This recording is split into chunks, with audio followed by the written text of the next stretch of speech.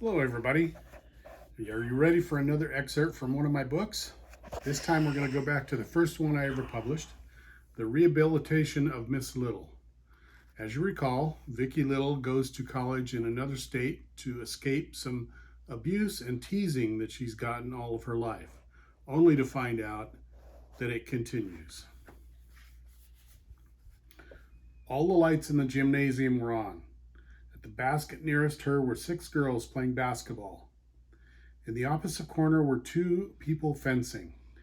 They appeared to be men, but with their masks on, she could not tell for certain. One fencer wore a conventional white outfit, but the other was clad all in orange. They appeared to be in the middle of a spirited match. As she stood in the doorway, one of the girls noticed her standing there and stopped playing in mid-drive to the basket. She beckoned to the other girls. "Hey girls, Dumpo came to play with us." The girls stopped their game and looked toward the door. One girl stepped forward. She was a good-looking, busty brunette with long, shapely legs.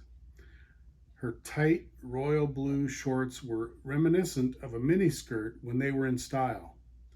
The white t-shirt, emblazoned with Western in curved block letters above a Viking head, was at least 1, possibly 2 sizes too small, making her breasts strain at the fabric. Despite the sports bra underneath, her nipples made not so small bulges in the lettering. She strode forward with her hands on her hips. She looked straight into the eyes of the frightened woman in the doorway. "Did Dumpo come to play with us?" she asked cruelly. "Or did she think she might steal some men from us?" At the other end of the floor, the orange outfitted fencer had been concentrating hard on his opponent. When the door opened, he threw a quick glance toward it at the same time he blocked the thrust from his opponent. He recognized the woman in the doorway, but quickly focused his attention back to his match. But when the first remark from the busty brunette hit his ears, his focus darted back to the doorway. As his attention turned to the girls, his opponent saw the opening and lunged straight for his unprotected chest padding. But with the quickness of a cheetah, he blocked the lunge near the base of the blade and pushed his opponent's foil into 3 full circles before dislodging it from his hand. On the upswing, the orange fencer's own foil launched the blade into the air. The foil flipped end over end in a high arc before crashing to the floor several feet away. The girls were startled by the sound and turned their attention away from the woman in the doorway. The sword's owner began to walk toward the blade, but the orange-clad man stood and stared at the girls through his mask. After a few seconds, the girls turned back to the woman in the doorway.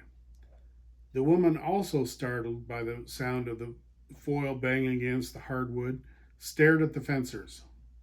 Her trance deprived her of the opportunity to escape another session of verbal abuse.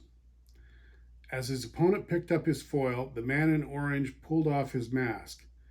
His blonde, curly hair jumped out to its natural position on his head, a bit matted from sweat.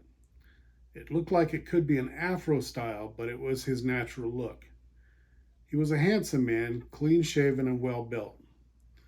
His bright blue eyes looked angry, like an approaching storm, and he was frowning. His opponent returned to his place and replaced his own mask, but the man in orange continued to stare in the direction of the girls. "What about one of them?" the busty girl asked, motioning to the men in the corner. "I'll bet you think you can screw one of them." A no built in the woman's throat, but she choked it back down. She could feel the sobs coming, but she did not want to be there when they came out. She so wanted to deflect the busty brunette's almost constant taunts. But the courage had long ago disappeared from her personality. Fortunately, the fear and embarrassment that was holding her there let go, and she turned and fled. She could hear the girls howling with laughter as she burst through the main doors and headed for her dormitory at a clumsy jog. That's a little taste of The Rehabilitation of Miss Little. You can get this book and any of my others at my website, www.rustythewriter.org. Happy reading.